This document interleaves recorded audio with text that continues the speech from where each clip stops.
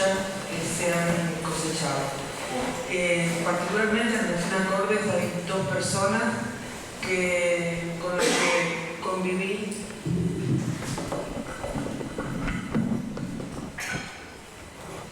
Yo quisiera con las que convivimos un seminario de salud mental comunitaria en la Universidad de Lanús, Gloria y Paz, que en realidad uno se nutre de lo mismo que intenta transmitir. Y bueno, y ahí brillaron dos personas con un halo especial, y esto ha hecho que pudieran pensar que quizás hoy pudiera estar acá. De la misma manera, con una amiga en el campo de la lucha, que es Marcela Benavides, que creo que tiene que ser un orgullo para el activismo de las personas con discapacidad, y que reside acá en Santiago y es mundialmente hoy conocida por el activismo que desarrolla en este país. Así que bueno, previamente a poder comenzar con la presentación en sí misma, les quiero mostrar un video que conforma un documental, parte de un documental que hace muchos años ya hiciera Agustina Palacios. Agustina Palacios es otro ícono en materia de discapacidad, que es hartamente conocida en el mundo entero, que es argentina y marplatense como quien habla. Desde su lugar, cuando vuelve del doctorado y cuando ya la convención estaba ratificada, comenzamos a trabajar. En ese momento yo era jueza de familia, y tenía esta imposibilidad de dictar un reconocimiento de derechos de acuerdo a las personas, porque la ley lo prohibía. Anteriormente había sido defensora, y como defensora pensaba, bueno, si yo fuera jueza, pensaba cuántos derechos podría reconocer en las personas con discapacidad.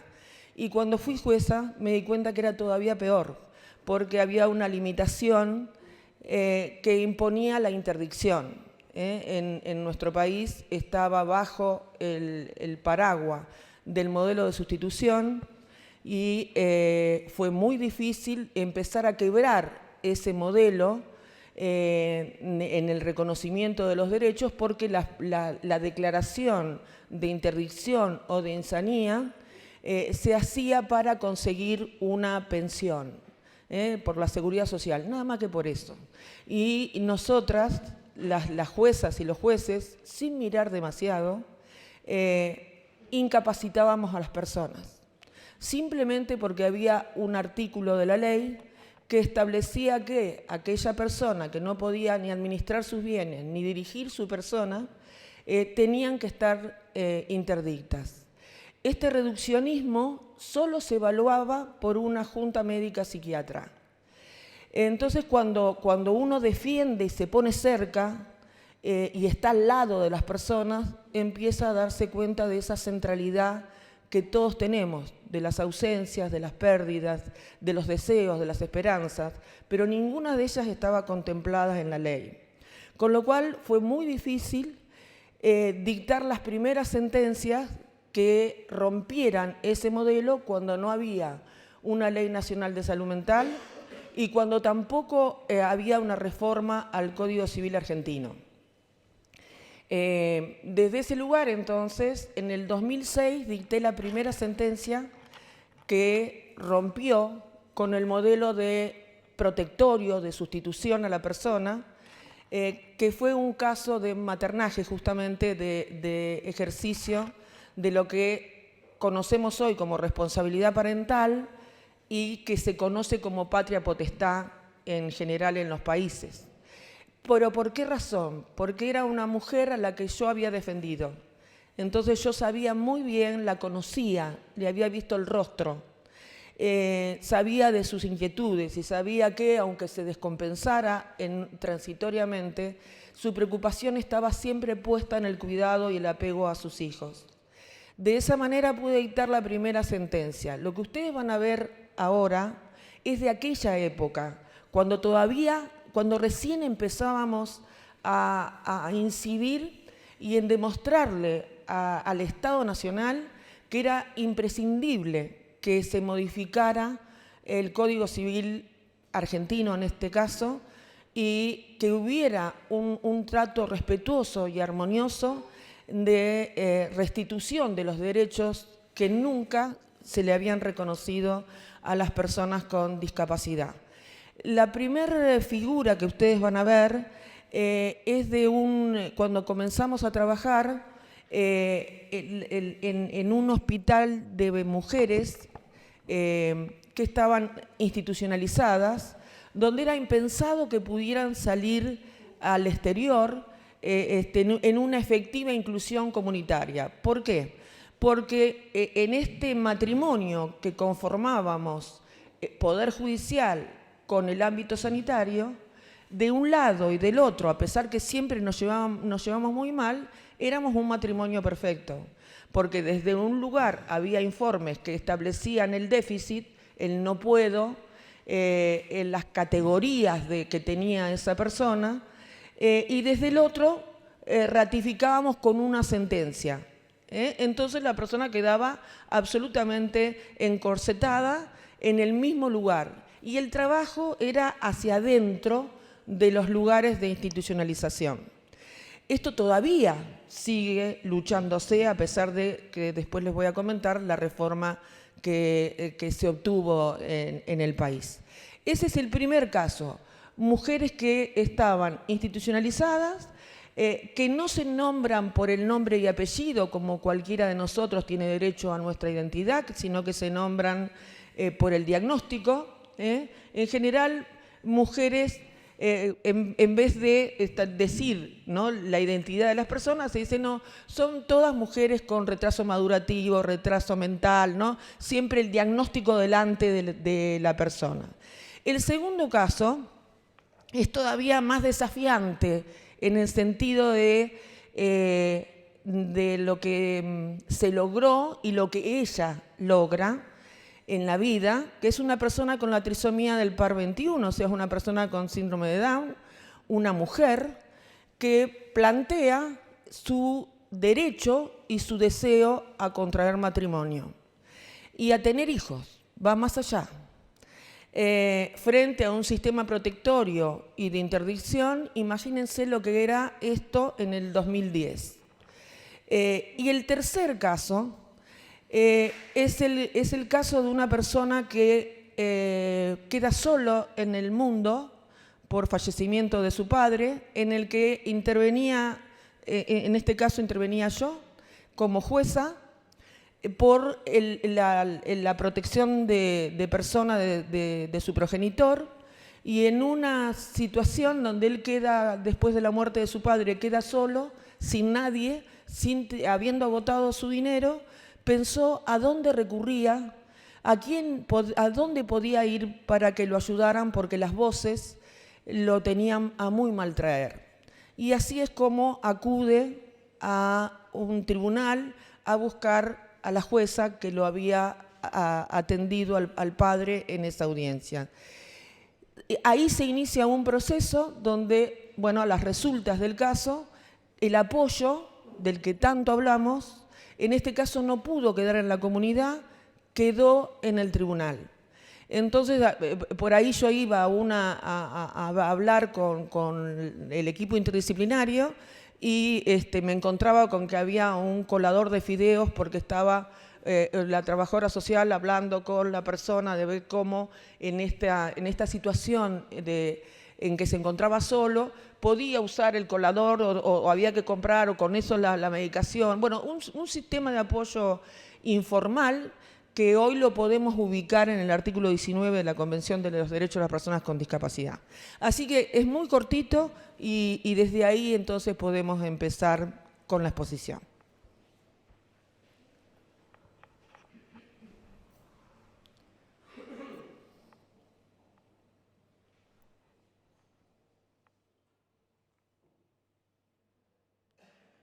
Hola, yo me llamo Romina Say, tengo 23 años. Comencé en abril, comencé el colegio, voy al taller de cocina, de estética, hago muchas cosas. Tengo una perra, también se llama Romina como yo. Y tengo mucha gente que me quieren acá en Ramos Mejía. Yo le pregunté si tenía novia, dijo no, no tenía novio para nada. Bueno, la conocimos, sí, nos conocemos ahora. A los 27, a los 28 años me quiero casarme yo. ¿Así con fecha? Sí, pues yo toda la noche soñando, vivo soñando toda la noche, con vestido blanco, así. Y cada perra atrás mío me lleva. Alguna lo cortan, alguna, ¿no? Me llamo Cecilia Amalia Menéndez, tengo 28 años, soy grande. Cuando estaba en la escuela me conoció y hace 5 años de novio y hace 7 años en pareja. Y me encanta casarme, tengo que tomar una decisión, ¿viste? Se piensa muy, tiempo a tiempo, ¿viste? Nada más. ¿De poquito? De poquito a poquito. Cuando llegue mi cumpleaños me comprometo con él. ¿Este año? Este año. Cumplo 29 años. ¿Te vas a comprometer? Sí. Y Marco va a cumplir 32 años. Mi sueño es para ser mamá. Cuando uno le viene de menstruación, está preparada, pero todavía no. ¿Quién te explicó todo eso para que vos Mi sepas? mamá. Toda mi mamá. No me da vergüenza, yo lo hablo enseguidamente. Tomo mate y hablo con mi mamá. ¿Tú hablas como Todo hablo con mi mamá y a mi papá no, porque ¿viste? A mi papá no le gusta mucho. Y bueno, Dios. cuando querés algún consejo o algo? Ay, a full con todo me da mi mamá. A full con todo. Y bueno, voy a seguir con ella y hasta la muerte de este padre.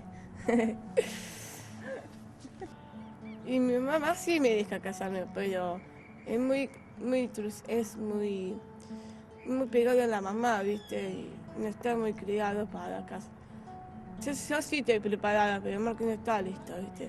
¿Y vos por qué sentís que estás preparada? ¿Cómo sos vos? ¿Así, muy independiente? Contame eso. Sí, muy independiente de las cosas, me dice la curatela, mi mamá me puede casar, ya voto, y bueno, mi mamá me gustaría ser mamá. ¿Cuántos hijos te gustaría tener? Uno solo nada más, porque con dos es suficiente. Con uno nada más, déjala. Darle la mamadera, la leche. A mí me encanta. ¿Una nena o un nene? Una nena. ¿Y qué nombre le pondrías? ¿Ya sabés? Sí, voy a poner Jazmín Nivid. Nada más. Me llamo Edgardo Juan Daneusic. Bueno, yo soy hijo único. Yo nací en Buenos Aires. Yo tengo una enfermedad, psicosis tengo. No sé, sí, siempre en situaciones extremas, creo que a los 33, 34 años, pero no permanente. Y la voz, qué sé yo creí que era el diablo, yo creí que era... ¿viste? El doctor Alicio en el tribunal me dijo, claro, lo que pasa es que la voz parece real. Yo no sé si me lo dijo a propósito, o con la intención de que yo me diera cuenta, pero eso, le digo, claro, parece real. Y me dice, sí, pero no lo es. Aunque lo que para vos es nimio, es elemental, para mí fue un descubrimiento bárbaro. La voz era yo. Sobre todo yo que vivo solo, y era hijo único. Mi papá no me quería mi mamá. Se murió mi mamá. No tengo, porque no hablemos de novia, cosas. No tengo un amigo. Donde todos eran mis enemigos, yo conocí al tribunal. Donde todos me decían, venga, siéntese. Y eso fue muy importante, muy importante. Como antes no tenía nada y encima me pone ese rótulo de incapaz, no puedo estar contento.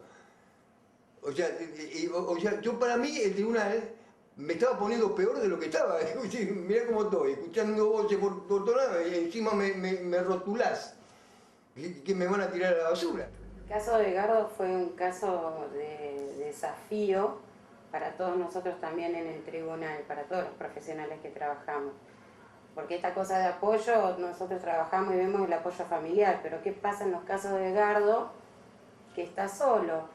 Entonces lo que nosotros ahí entramos como a armar una red de apoyo, y en este caso, bueno, quedó el apoyo en el tribunal.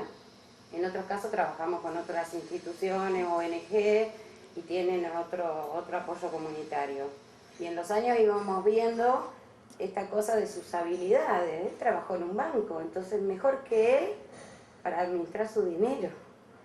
Él nos daba clase a nosotros cómo administrar la plata. Yo les puedo asegurar que es así.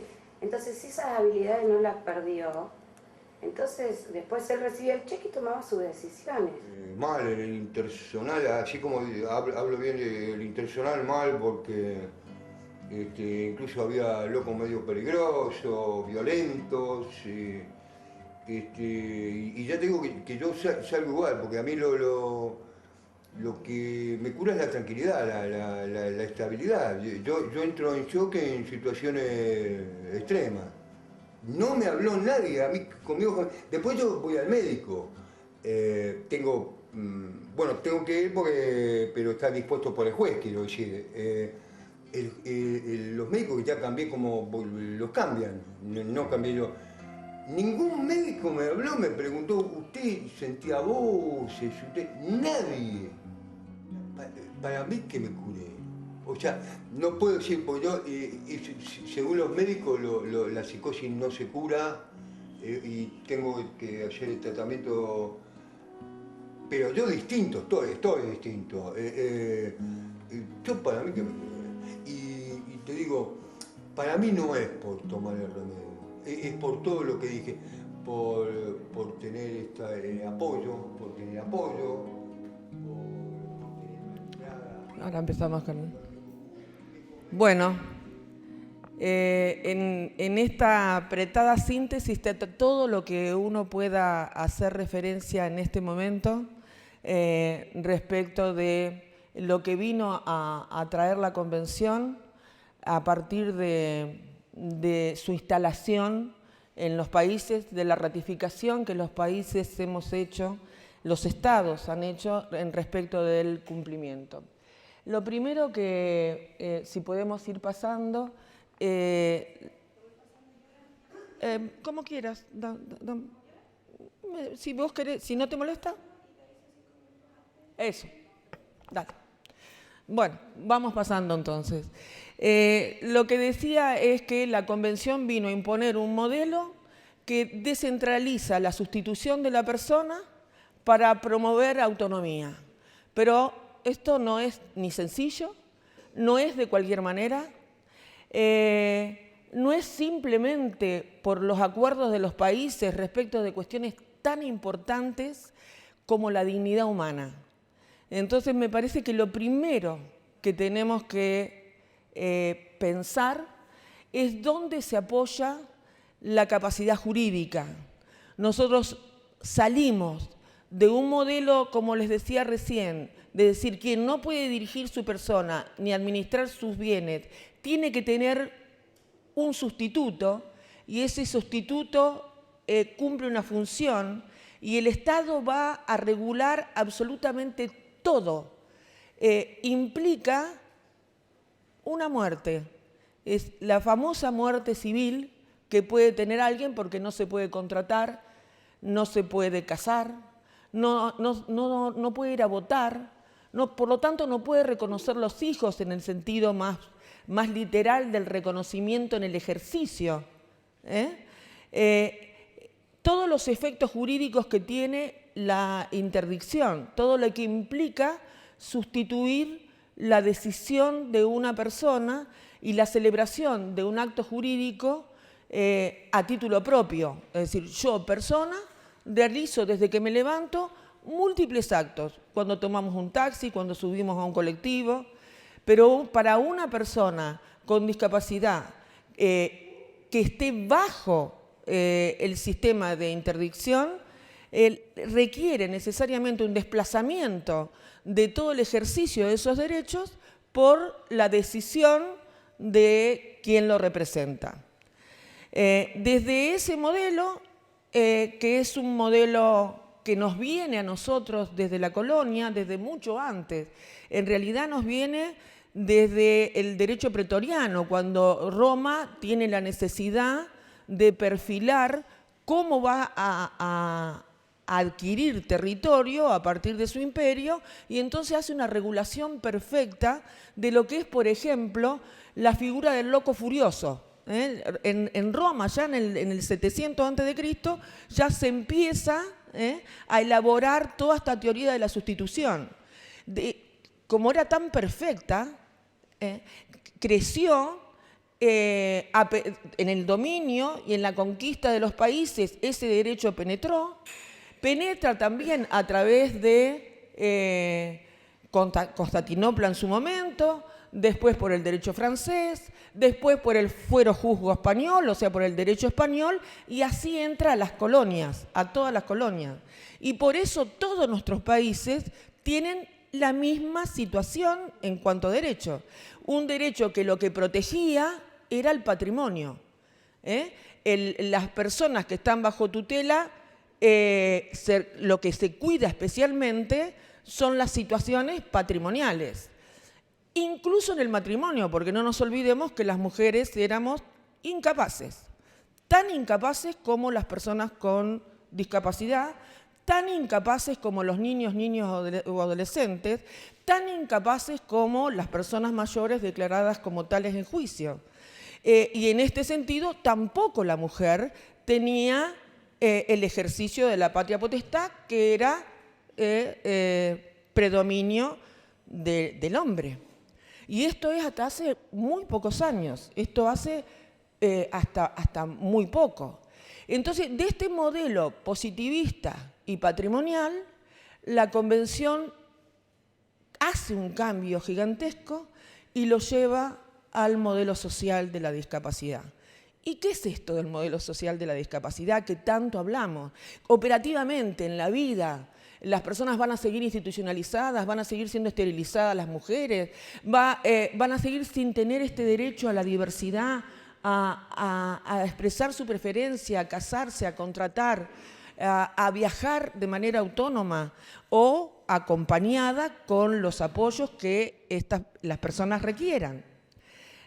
Lo cierto es que el modelo social de la discapacidad, en general suelo hacer un pequeño ejercicio que tiene que ver con la asociación que cada uno de ustedes pueda tener con la palabra discapacidad.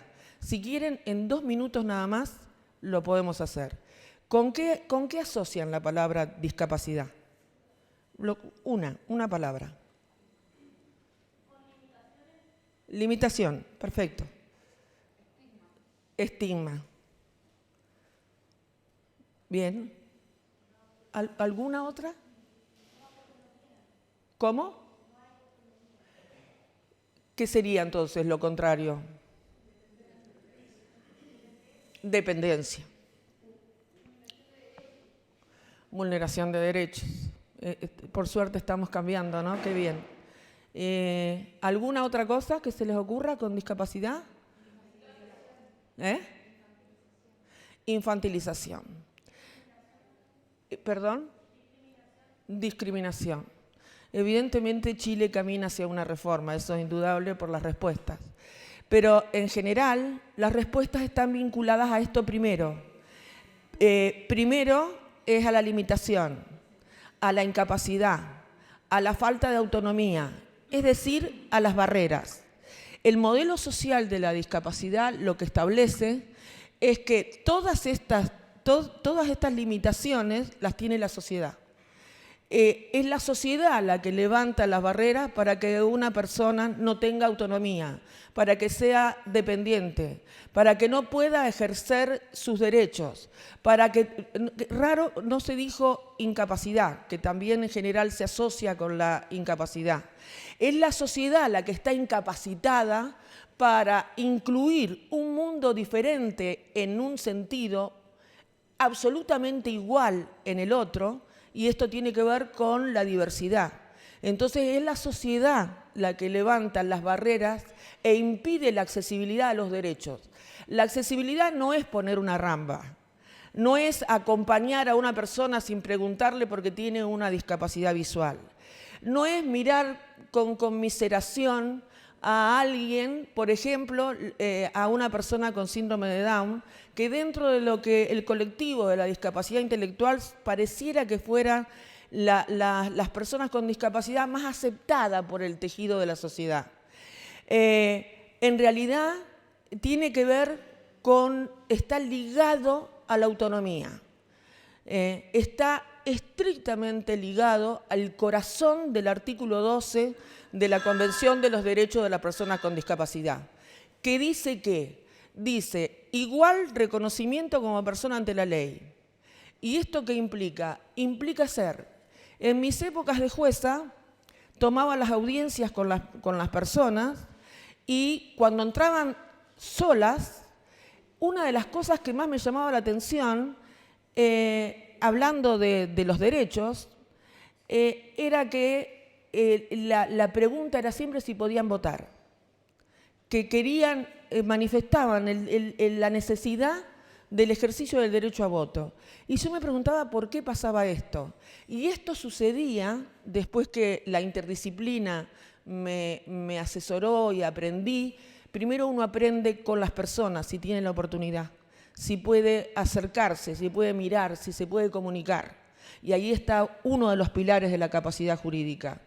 Y la otra es esto, después de eso, la conceptualización.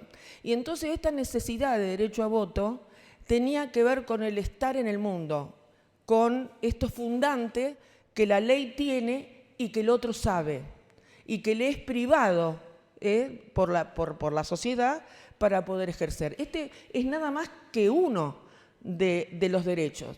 Pero, ¿qué pasa en la sociedad? Acá se dijo estigma, ¿no? Se habló de estigma. Las personas que están dentro de los ámbitos del sistema sanitario de salud mental, además de atravesar las dificultades de lo que les sucede en su salud mental, la peor dificultad que tienen que atravesar es el estigma social. Son los estereotipos, es la vinculación con el delito, es la vinculación con la agresión, es la vinculación con la imposibilidad, cuando en realidad las personas muchas veces lo único que necesitan es acompañamiento social. Que por supuesto que la medicación es un bien social, por supuesto que la medicación y el tratamiento y las distintas disciplinas tienen que coordinarse para lograr esto que la Convención trae.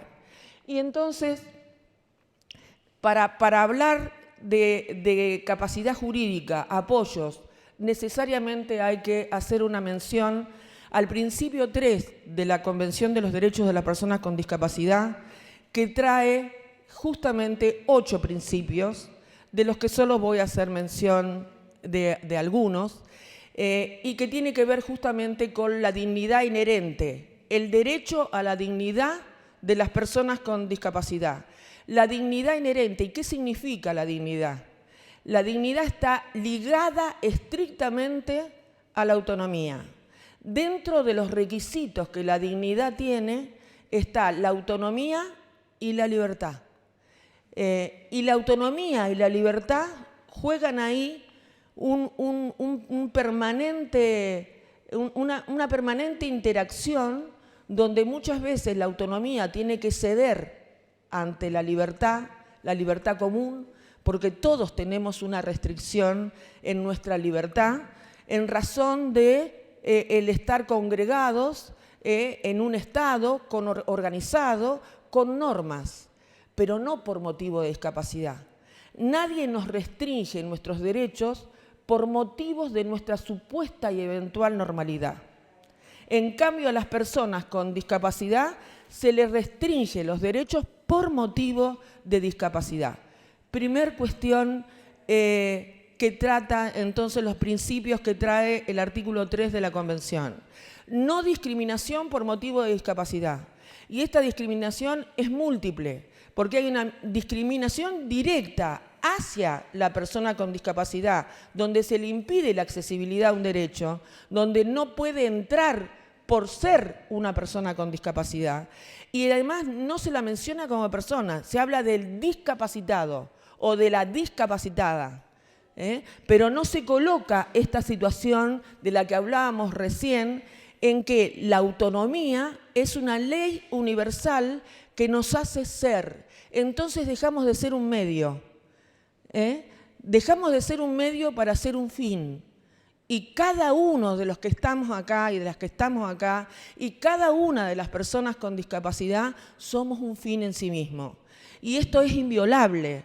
Esto es la figura kantiana del racionalismo, que vino a decir, no es porque nosotros tengamos la excelencia de la dignidad humana, porque somos la figura más parecida a lo que Dios ha dispuesto en la tierra.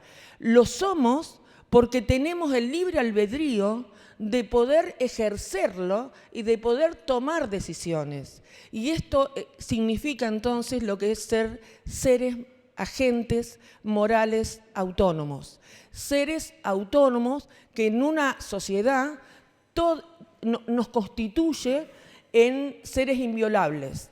A tal punto es la inviolabilidad de la persona humana que está garantizada por la Convención de Derechos Humanos en su articulado. Y que la primera, o sea, hemos necesitado de tantos pactos y convenciones y tratados para que se visibilice lo que la sociedad ha venido a mutilar, que es justamente el avasallamiento, la dignidad humana, los genocidios mundiales, las guerras, la eugenesia social es lo que muestra lo que los grandes poderes imponen muchas veces en esta desarticulación que tiene al planeta todo.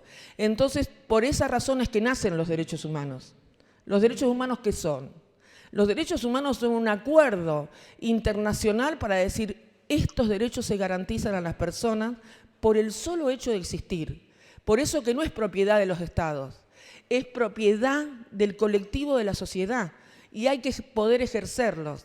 Y en relación a las personas con discapacidad, debido a esta discriminación, a este estigma y a esta limitación, la dignidad inherente de las personas tiene que recibir el apoyo y la promoción para que se visibilice en cada uno de los actos de su vida. Pero, como decía, simplemente recordar, el 10 de diciembre de 1948 se dicta la Declaración Universal de los Derechos del Hombre y del Ciudadano, que en su artículo primero dice: todos los seres humanos nacen libres e iguales en dignidad y derechos, y están dotados de razón y conciencia, y deben obrar los unos para los otros con espíritu de fraternidad. Bobbio, un gran autor español, dice, dotados como están de razón y conciencia. Hay personas que justamente tienen dificultades con este concepto de la razón. Entonces, para poder hablar de autonomía, hay que tener claridad de qué es lo que se le exige a las personas con discapacidad en cuestión de su razón. ¿De qué razón es la que está hablando la Convención para el ejercicio de la capacidad jurídica? Si es una cuestión diagnóstica, las personas están plagadas de diagnósticos. Tienen diagnósticos absolutamente para todos. Pero el ser inasible que cada uno de nosotros implica que las personas somos mucho más que un diagnóstico. Y a esto hace referencia la Convención de los Derechos de las Personas con Discapacidad cuando afirma que hoy hay un desplazamiento de un concepto racional estricto, de un concepto cognitivo para la capacidad, el ejercicio de la capacidad jurídica, hacia un concepto que va más hacia la preferencia. Así lo dice la observación general número 1, después de cuando el comité hace el comentario justamente al artículo 12. ¿Y qué significa esta preferencia? Esta preferencia significa que no son únicamente las funciones psíquicas, que no es que hay que entender y comprender de acuerdo a la exigencia que el colectivo de la normalidad tiene o que un sector profesional requiere respecto de cómo funcionan, cómo tenemos nosotros el delineamiento de nuestras funciones psíquicas. sino que una persona puede expresar su preferencia y esto tiene que estar reconocido en el derecho. Esto tiene que estar reconocido en la ley, que esa motivación que inspira a Cecilia a decir, yo me quiero casar y yo puedo casarme, pero el acompañamiento que ha tenido Cecilia, la estimulación comunitaria que ha tenido Cecilia, le hizo decidir a ella que no estaba en el momento, que había que esperar que los dos estuvieran más o menos en el mismo pie de igualdad para adoptar su decisión de contraer matrimonio. Un desafío aún mayor es si en esta diversidad funcional, que implica complejidad, que implica diferencias, que implica aceptación, que implica hacerse cargo, va a esterilizar a las personas con discapacidad o va a promover una maternidad responsable, un acompañamiento responsable por parte del Estado y la comunidad para que una mujer con discapacidad tenga el mismo derecho que cualquier otra, para que no sea restringido un derecho por motivo de discapacidad.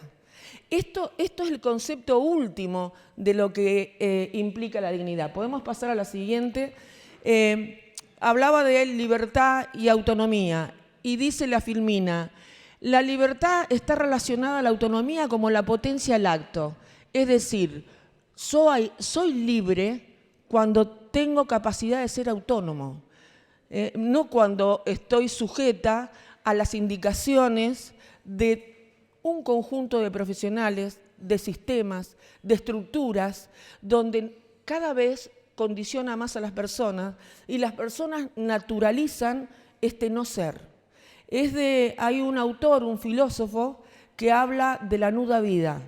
Es este poder controlador del estado de los cuerpos que impone una nuda vida, cuerpos sin vidas. Y eso muchas veces, que en mi país estamos recién en un proceso de desmantelamiento de los hospitales psiquiátricos, es común de ver. Hace días estuve en uno donde la disminución de camas se produjo, pero las personas estaban en la misma situación, sin promover habilidades. Es posible que alguien pierda una habilidad en razón de lo que le sucede, como nos puede pasar a cualquiera de nosotros, pero adquiere otras y para eso hay que promover. Esto es el corazón del apoyo. El apoyo es la promoción a la autonomía de las personas. No es otra vez caer en la sustitución. En mi país tenemos que andar peleando, porque la interpretación que se le da es decir, bueno, cambiamos, hicimos la reforma, pero resulta que el apoyo es igual a la sustitución de antes. Entonces tenemos otra clase de curadores, son curadores más flexibles, pero integran el consentimiento, deciden por las personas, los adjudica a un otro donde la persona no interviene. Bueno, y esto es lo que quería decir. Si podemos pasar, vamos a pasar. Para concluir un poco burdamente, ¿no? Esto es el desarrollo de una jornada completa, la dignidad humana, pero la dignidad en cuanto a derecho se transmite en hechos concretos. O sea, uno puede filosóficamente pasar por todas las corrientes filosóficas para hablar de dignidad, pero a la hora de las cosas tiene que ser concreto. Entonces las grandes cortes han tenido que delimitar este prius de derecho fundamental que es la dignidad humana y decir, bueno, ¿cómo se reconoce la dignidad? Puede ser que otra persona otorgue el consentimiento informado para la esterilización, para la ligadura tubaria de una mujer con discapacidad, por ejemplo. Y la Corte Constitucional colombiana acaba de decir no. Frente a un pedido de tutela para una mujer que le había colocado a una adolescente con discapacidad, una persona con síndrome de Down, un dispositivo, un chip anticonceptivo, este anticonceptivo le trajo consecuencias. Y entonces se presenta la mujer a la justicia, la madre, Y dice, mi hija no soporta el dispositivo Yael, o Yaded, creo que se llama, no recuerdo bien su nombre, porque le produce consecuencias, malestares graves. Entonces, como no podía con este procedimiento de anticoncepción, solicita la ligadura tubaria, o sea, la esterilización. Y así es que llega a la Corte Constitucional Colombiana. Y la Corte Constitucional Colombiana refiere a esto, refiere a la dignidad humana y dice, un nexo entre reconocimiento de la dignidad y la proclamación de los derechos tutela tanto aquella como de estos, puesto que tanto la dignidad como los derechos constituyen una esfera jurídica individual. Y más abajo dice, en la relación entre dignidad y derecho podemos decir que los derechos son el prius, es decir, el elemento fundamental de la tutela jurídica, es la herramienta. Y entonces, prácticamente, ¿qué dicen las Cortes? Porque esto hay procesos, hay que defenderse de la discriminación y del avasallamiento a la dignidad humana. Y entonces las Cortes dicen, hay 3 supuestos. El primero es que la dignidad implica, por lo que hemos dicho con anterioridad, a que cada uno tiene el derecho a tener un proyecto de vida. Edgardo, el que él eligió, el que él pudo en su soledad. Él eligió vivir solo con un sistema de apoyo formal hasta por ahí. Y ahí deslizó su vida. No le causó daño a terceros. ¿Por qué había que controlarlo, invadirlo, regularlo, si él vive? Y desde que dicté la sentencia hasta el día de hoy, han pasado 10 años. Quiere decir que Edgardo ha demostrado que estos derechos son operativos, son efectivos y son reales. Es decir, entonces la primera condición es que cada uno tenga el derecho a tener un proyecto de vida. El segundo es a tener bienes realizables. Yo no sé en Chile. Desgraciadamente no vamos a entrar en cuestiones de los estados, pero en mi país las cosas no están bien. Esto no es una novedad. Eso significa, además, que tenemos atravesado la pobreza. Entonces yo no me puedo comparar, cuando supervisamos la ley de salud mental en todo el país, no puedo comparar con Suecia, no puedo comparar con Finlandia, Islandia, ni siquiera con Inglaterra, ni siquiera, porque nosotros somos Latinoamérica. Y Latinoamérica tiene una franja de pobreza que está en los 17 Objetivos de Desarrollo Sustentable de Naciones Unidas para erradicar. Entonces, esta cuestión la tenemos que contemplar. Y la realización de bienes realizables se reduce a muchas veces a conseguir un subsidio habitacional, a tener la seguridad social, a tener alguien que lo mire, la mire, alguien que no imponga entonces que los defensores del modelo de sustitución digan, ¿ves? Lo que hacen es abandonar a las personas. Lo que hacen es exponer a las personas, ven que la persona no puede. No puede, no tiene habilidades. Y claro, en un sistema donde no haya una red de cuidados continuos serio, donde no haya acompañamiento serio, donde la sociedad civil no intervenga, porque es la sociedad civil la que tiene la oferta. El Estado es el que garantiza, pero es la sociedad civil la que tiene la oferta. Entonces, nuestros bienes realizables, los que nosotros conseguimos artesanalmente, en audiencias, en esto, en aquello, es este combo, le digo yo, como la gran casa de la cajita feliz. Es un subsidio habitacional, el puente entre el hospital psiquiátrico, porque estamos intentando desinstitucionalizar la mayor cantidad de personas, y el afuera, y la seguridad social. Nosotros, al menos, esta es la realidad argentina mayoritariamente, porque no hay una clase, por eso que el fenómeno de la discapacidad también hay que verla en la intersección.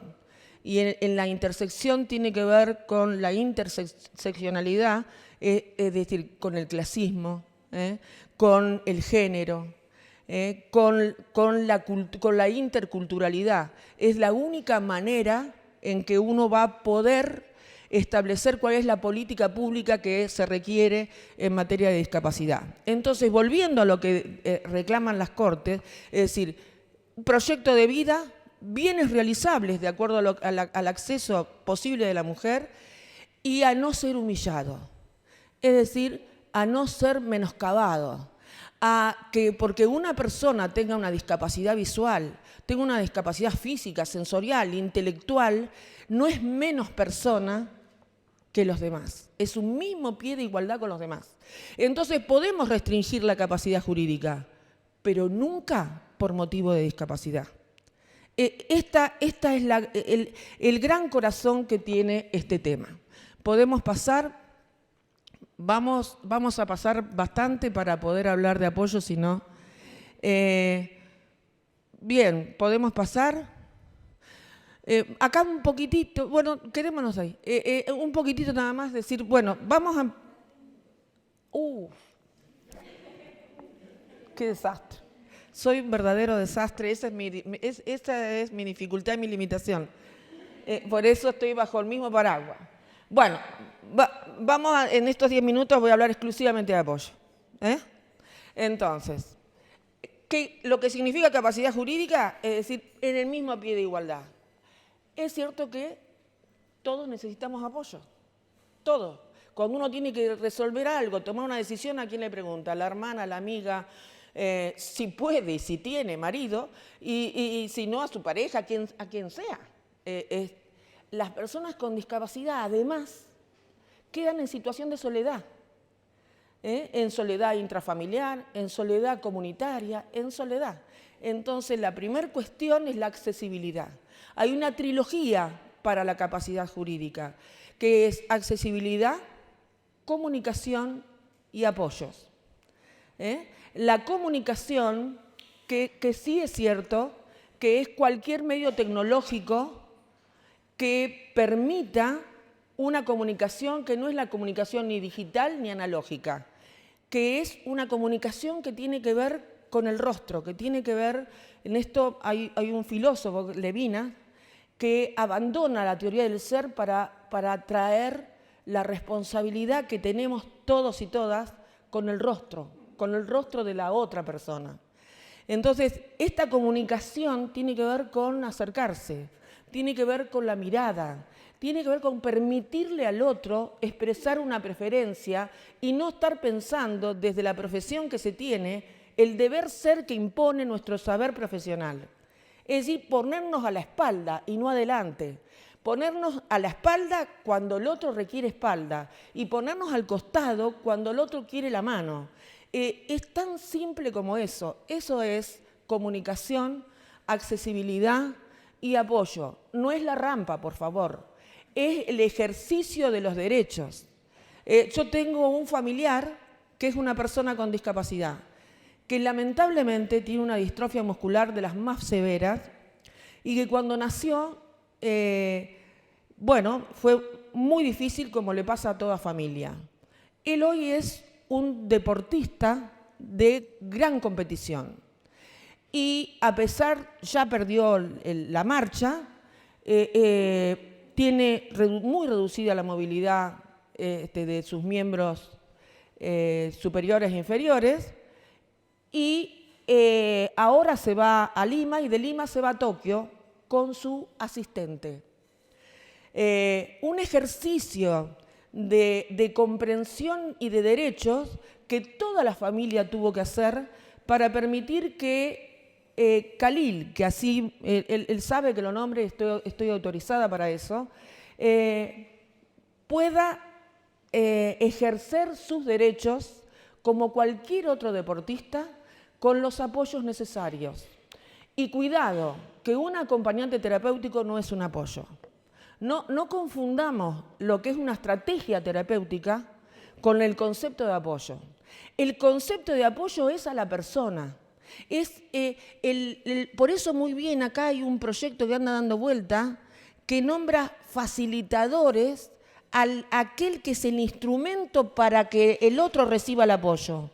Pero el apoyo es promoción de autonomía, si no, no es apoyo. Le podrán poner el nombre que quieran, eso pasa en mi país. Le ponen todos los nombres, no es apoyo, pónganle lo que quieran, pero no es apoyo.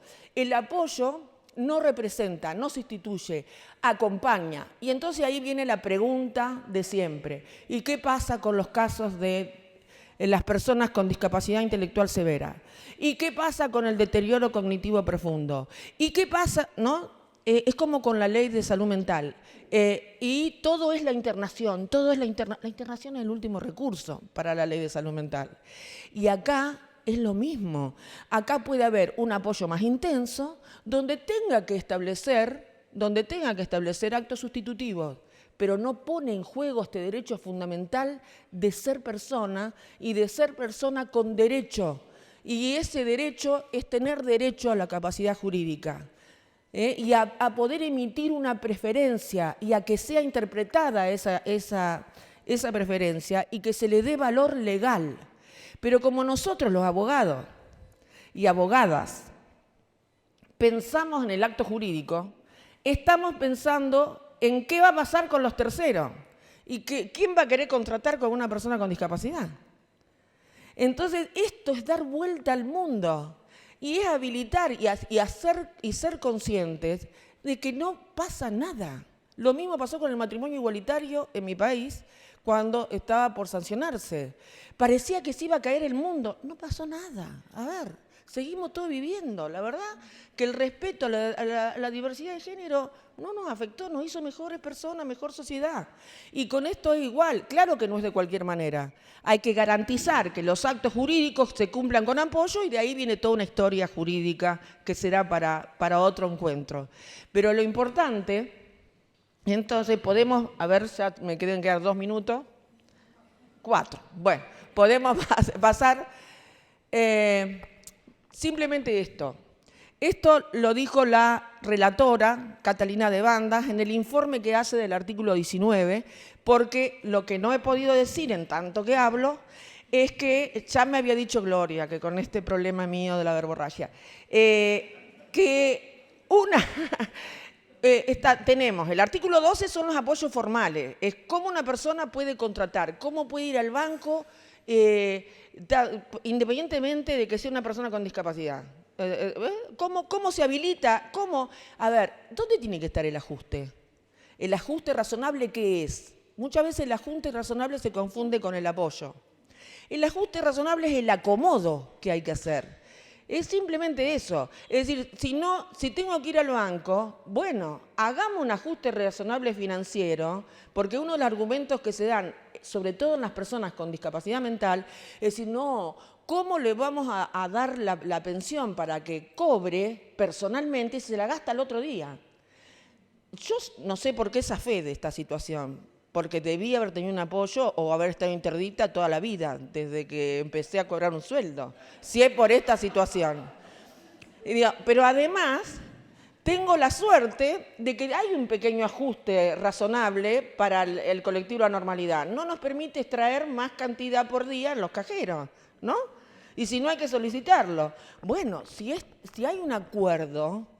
si esto se trata perfectamente, se puede hacer un ajuste financiero para que las personas tengan el derecho autónomamente de ir con sus apoyos, si es que no saben meter la tarjeta, otra vez, no sé la cantidad de tarjetas que ya tengo perdidas, dejadas, olvidadas, digamos como que también muchas veces he requerido apoyo para hacer alguna operación, solo que todavía a mí nadie me dice, no, mire, venga con su apoyo. Pero, digamos, esto es accesibilidad. Esto es derribar barreras y hacerlo posible y ver que es cierto que la Convención no vino a cantar una canción imposible de cumplimiento, sino que es efectivamente real. Entonces Catalina dice, derecho a recibir apoyo para el ejercicio de la capacidad jurídica. Yo puedo contratar persona con discapacidad con los apoyos necesarios. Y ese acto va a tener valor si se cumple con apoyo, si está establecido. Después hay muchísimo para decir.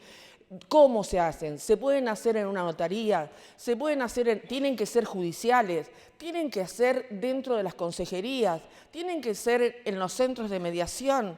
Lo que tienen que hacerse es posible, donde se le respete a una persona este derecho de preferir la confianza. Y dirán, pero y bueno, ¿y si se abusan? Les voy a decir que con el otro sistema se han abusado mucho, y ustedes lo deben de saber. Tanto patrimonial como personalmente. Entonces, para los abusos, las salvaguardias. Y la salvaguardia es garantizar un sistema de supervisión de ese sistema de apoyos para que no haga abusos respecto de la persona. Pero la persona es el centro, la persona está ahí autónomamente, la persona va a saber qué y hacia dónde quiere ir. Y si nos equivocamos, con el derecho a voto. A ver, estando en Perú me decían los defensores, y acá en Chile, el año pasado, me decían, pero ¿cómo van a votar? ¿Cómo van a votar las personas con discapacidad? La manipulación que puede tener una persona con discapacidad frente al derecho a voto. Digo, claro, porque a nosotros, los supuestos normales, nadie nos manipula. Entonces, ¿cuál es la preocupación del ejercicio de un derecho personalísimo de elegir y ser elegido? Porque tiene una fisonomía diferente, porque requiere de un ayudante para alguna cuestión, de un asistente que no es lo mismo que el apoyo. ¿Por qué? Digamos, ¿cuál es el fundamento de este mundo que no es habilitante? Y entonces, y ya termino, esto tiene que ver con el acceso a la justicia, que sería otra jornada chilena en otro momento. Derecho a conocer y comprender el alcance y significado de los actos procesales, es decir, ser parte. No me pongan a otra persona, voy yo. Y si yo llego al momento de la audiencia y, por ejemplo, en una cuestión de trámite cualquiera, y digo, voy con el apoyo, y llego a la puerta y digo, yo no quiero que tenerme, no quiero. O sea que los apoyos no pueden ser para toda la vida. Si no quiere, es la voz de la persona. Es esto, por eso tener algunas cosas bien claras. Es siempre la preferencia de la persona, el apoyo es a la persona, el apoyo solo puede representar en actos muy excepcionales y establecidos con la persona. Derecho a poder comunicarse de manera efectiva, derecho a que se garantizan condiciones de accesibilidad en los servicios y derecho a una pronta resolución y ejecución judicial. Eso con los formales. Pasamos a la siguiente medio minuto, a los informales. Sí, ya estamos. Bueno, nada entonces, nada, nada. Solo en honor a las mujeres que estamos trabajando ahora, que están pariendo sus hijos en lugares de institucionalización, es decir, que esto mismo le pasa a una mujer que cursa un embarazo y que después, y que tiene la grandeza de dejar toda la medicación en pos del bienestar de su hijo, y cuando nace es separada indefectiblemente del lado de su hija o hijo recién nacido. ¿Por qué? Porque el sistema no está habilitado para sostener y para reconocer este derecho al maternaje de las mujeres en situación de discapacidad. Bueno, ahora las preguntas. Perdón.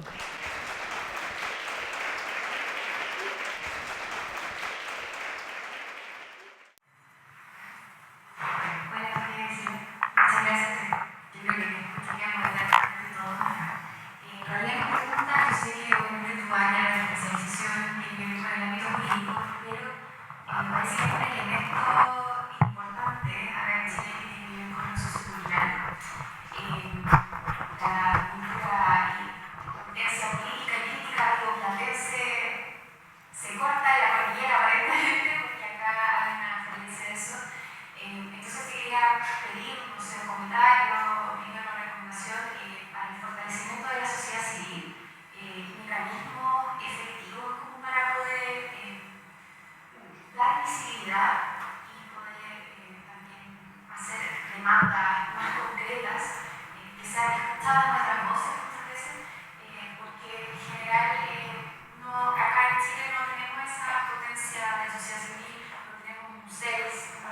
visual, por ejemplo. En cuanto al órgano de revisión, ha sido una discusión muy grande en las internas para la ley chilena. Me parece que no tiene...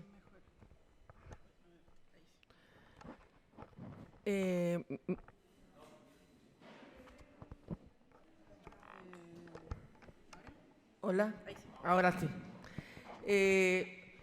Creo que es común. La cordillera puede ser dura, pero a veces estar bañado en las costas también. Yo creo que uno de los grandes problemas que hay es la gran fragmentación de los colectivos. La primera cuestión es, por ejemplo, hablo específicamente de salud mental en este caso. El colectivo de salud mental llega a pensar incluso se transfiere a las personas que no forman parte del paraguas de la Convención de los Derechos de las Personas con Discapacidad. Entonces, hay un desafío ahí de armonización, de estar bajo el mismo paraguas, porque la incidencia de la sociedad civil en este momento es importantísima, y es importantísima desde la generosidad de su organización.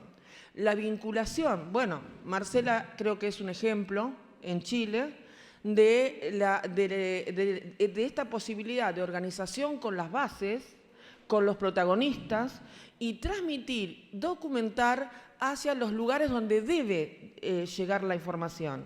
Los comités, las organizaciones más conocidas, al Consejo de Derechos. Digamos, nosotros como organismo hacemos informes, los famosos informes sombra, pero en realidad lo tiene que hacer la sociedad civil, independientemente de la obligación del Estado. El protagonista y la protagonista y les protagonistas son los que efectivamente conocen la entraña de lo que sucede, y entonces no puede estar ausente. Y para eso hay que tener mucha generosidad, porque hay una tendencia en los colectivos a cuestionarse entre sí. Y pareciera que esto forma parte de la condición humana. Entonces, aceptando que esto puede pasar, hay que buscar el común denominador que los une a todos. Pueden no tener un CELS, pueden no haber un órgano de revisión, pero la fuerza de la sociedad ha demostrado a lo largo de la historia que es la única que finalmente va a delimitar los procesos. Entonces, eso se hace con activismo, con organización. Los que están dentro de estructuras y estructuras estatales muchas veces son dependientes de la decisión porque pueden perder el salario, entonces están en la misma situación que las mismas personas por las que se quiere promover alguna situación en particular. Entonces hay que ir sobre las organizaciones que amparan los derechos de trabajadoras y trabajadores de determinado colectivo. Eso es desde la sociedad civil. Pero juntarse con los protagonistas. Y cuando los protagonistas no están, porque no están visibilizados, hay que ir a buscarlos. Hay que ir a buscarlos. Porque las personas todavía están encerradas. Todavía están encerrados de distintas formas, en sus casas, en colegios, en instituciones. Entonces hay que abrir la puerta y hay que promover esto. Me parece que ese es el desafío de la sociedad civil. Gracias. Acá en la tercera fila hay una pregunta. Hola, buenas. Mi nombre es Juan Carlos Caero. Soy una persona con discapacidad. Quiero pedir un comentario y después una pregunta. Creo que no podemos obviar en una actividad como esta, ¿no es cierto?, del enfoque de derechos, quizás la situación más grave que está ocurriendo en América Latina desde las dictaduras en adelante. Lo digo con ese sentido, habiendo vivido de es el hecho de que nuestros gobiernos, el de Chile, de Argentina y otros en este avance neofascista en América Latina y el mundo, han planteado poner restricciones bajo la excusa de la autonomía y de la soberanía de los estados a la Corte Interamericana de Derechos Humanos. Y eso es tremenda, terriblemente preocupante, sobre todo para las personas con discapacidad, porque muchos de los fallos han tenido que ver, ¿cierto?, con la violación de los estados a los derechos de las personas con discapacidad. Estamos alerta a una situación extremadamente grave que estamos viendo en América Latina. Le pediría un comentario sobre esta situación. Ahora, entrando al tema, digamos, como partidario del modelo social de la discapacidad, también conozco algunas cosas de Agustina Palacio, y una de las cosas que plantea Agustina Palacio es que al modelo social de la discapacidad es algo así como que se le ha limado las garras, se le ha quitado su potencial transformador, particularmente desde los políticos, desde la academia, desde el derecho y desde otras áreas. Y yo lo extiendo al enfoque de derecho, y me gustaría su comentario también al respecto. El modelo social de la discapacidad plantea por sobre todo la teoría de las personas con discapacidad como personas en situación de opresión y la necesidad de desarrollar una lucha emancipadora para liberarse de esa condición de opresión. Y de algún modo, algo que pasa en la discapacidad, como ha pasado en la infancia también, sobre todo desde los organismos internacionales, es el énfasis, no voy a decir derechista, a no ofender a nadie, el énfasis juridicista que se ha tenido para abordar la lucha de las personas con discapacidad, como si la sociedad fuese neutra, si no hubiese condiciones políticas, sociales, económicas, materiales, culturales, ¿verdad? Entonces nos llevaríamos a que la forma de liberarse de las condiciones de opresión pasaría a ser que cada uno tuviese un abogado personal para andar presentando querellas a los tribunales cada vez que nos sintamos vulnerados en nuestros derechos.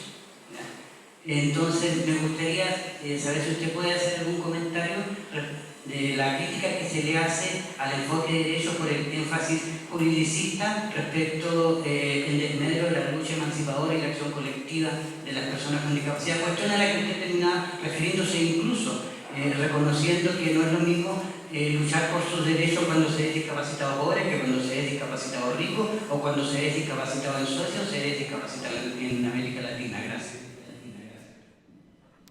Bueno, la verdad que es una pregunta que daría para una respuesta de mucho tiempo y de mucho análisis para hacerlo seriamente. De todas formas, comparto,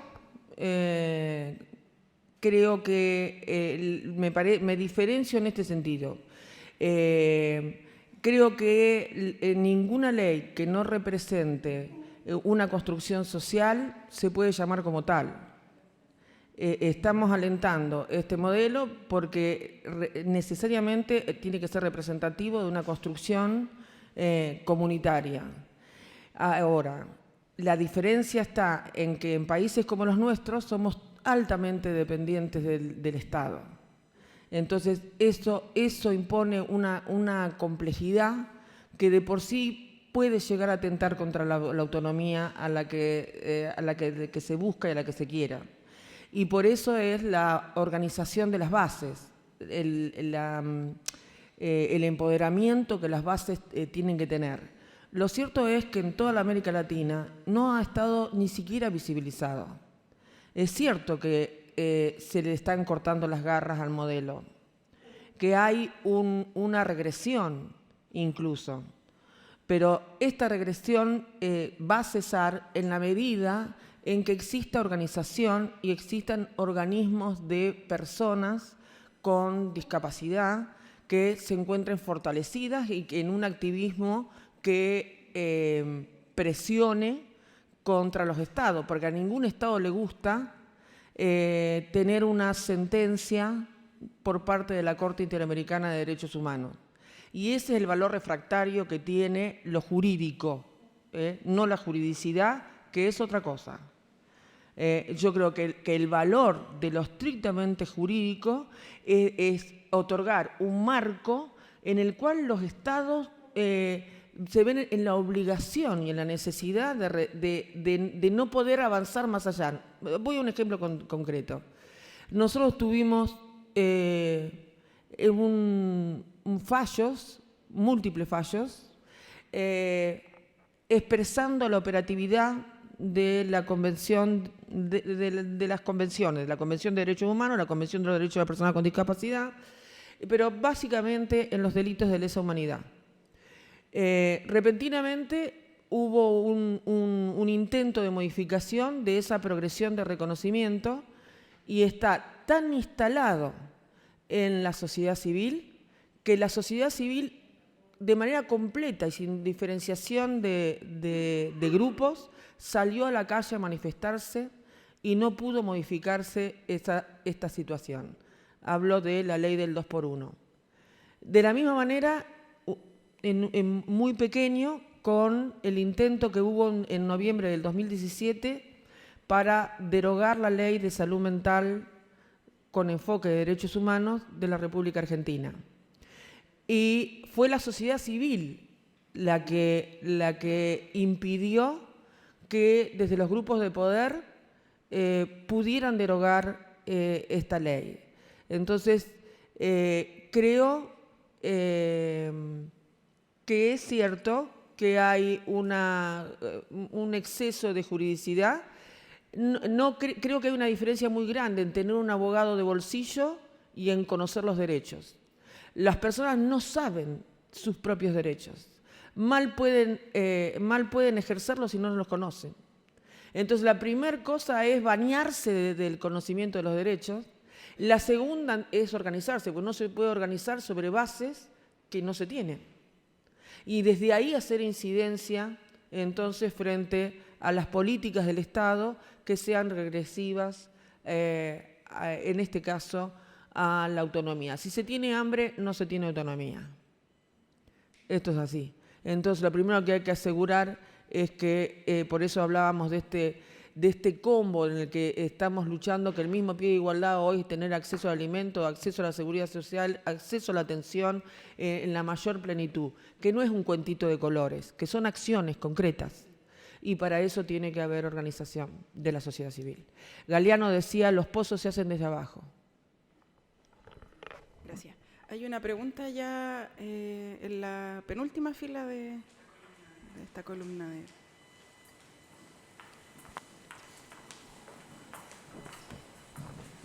Graciela, agradecerte tu fuerza, tu espíritu, me alienta para sostener ciertas ideas que quiero compartir. Primero una reflexión, entre comillas y entre paréntesis.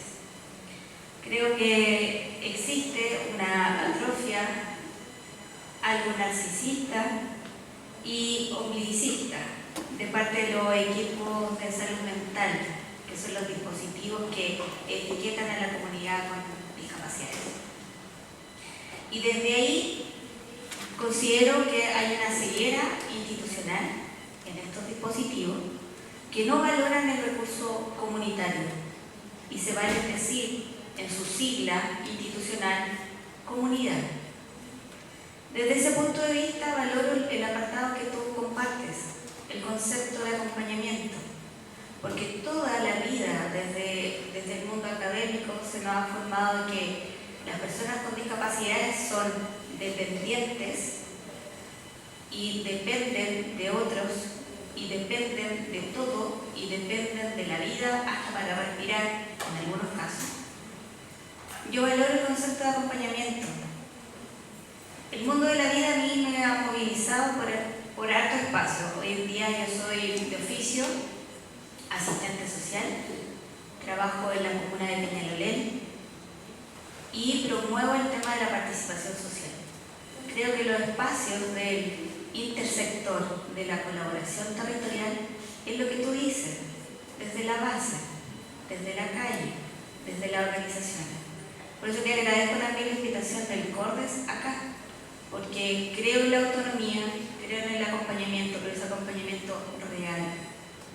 Y creo que las dependencias tienen que ver con un cambio de paradigma que tiene que ver con el realce, que es la dignidad humana. Puede sonar muy bonito en lo discursivo, pero hacerlo en los hechos prácticos es lo que cuesta. Y ahí comparto un caso de salud mental de dos mujeres, madre e hija, en donde ella tiene un accidente cerebrovascular y queda con dependencia severa y una fascia. Pero esa mujer yo la conocía 7 años antes de su accidente y su hija tenía una dependencia severa más una epilepsia. Madre e hija se distancian por un tema de dependencia, de apoyo de un tercero. Y el Estado chileno, porque tuvimos que llegar a instancias jurídicas de quién hacía los cuidados permanentes, y teníamos a un agresor e instalamos una denuncia por violencia intrafamiliar.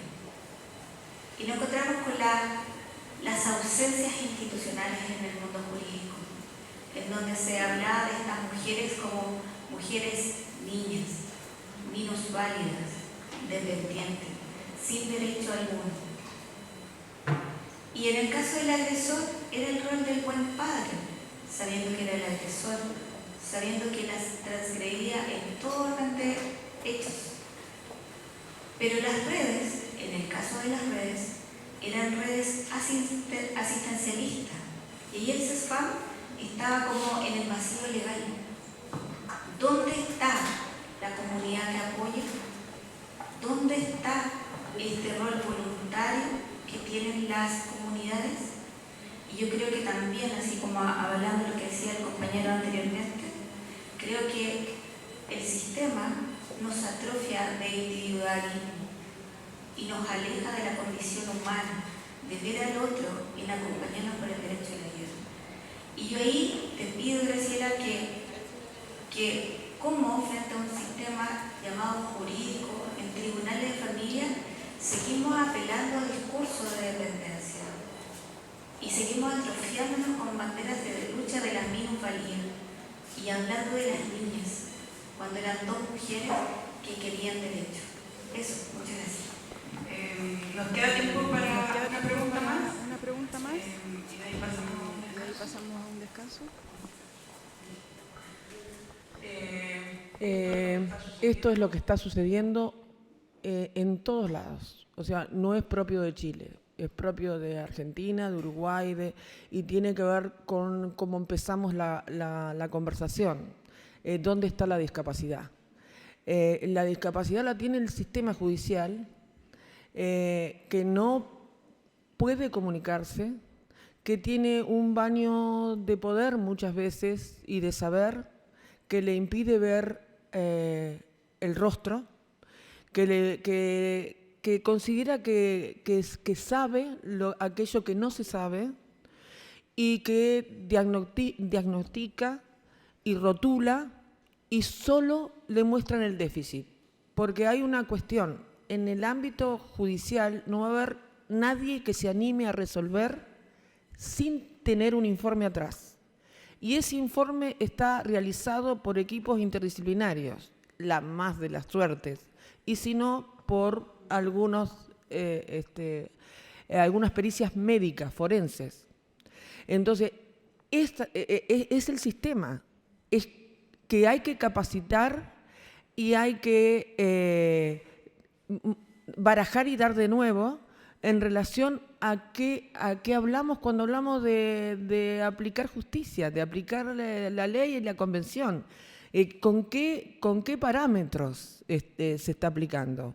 En este mismo sentido, yo te puedo hacer referencia de dos sentencias. Una que establecía que para bajarle la edad el tiempo de condena al agresor, se comparó a la mujer con discapacidad con un simio. Pero, por suerte, la sociedad civil y el mundo jurídico activo denunció a esta Cámara y dejaron de ser jueces. Tuvieron que renunciar. Pero la sentencia decía que cómo podía establecerlo si esa persona tenía simplemente impulsos y hacía la comparación con los simios. En otra sentencia decía el diagnóstico, el informe interdisciplinario del ámbito sanitario. Decía, se trata de un imbécil. Personas que caminan por el mundo sin el bastón de la inteligencia. O sea, estamos en este mundo. Estos son sentencias de magistrados con informes interdisciplinarios. Entonces, cuando digo que la sociedad civil es la que va, es de ahí donde arde la llama del cambio, pero las estructuras tienen que incidirse, horadarse y modificarse. Yo he pertenecido a esa estructura y renuncié a todo por un sueño. Y bueno, el sueño se está cumpliendo cuando pasa esto.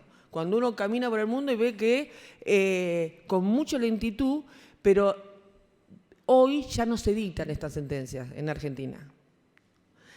Por miedo funcional, por miedo a la responsabilidad funcional, porque saben que detrás hay organismos de control y porque saben que hay una sociedad civil, en este momento una ONG, la sociedad civil es la que está haciendo un planteo respecto de la limitación e incompatibilidad de la seguridad social, y así sucesivamente, así continuamente. Y entonces en tándem, los aliados empiezan a funcionar de manera conjunta y empezamos a traccionar.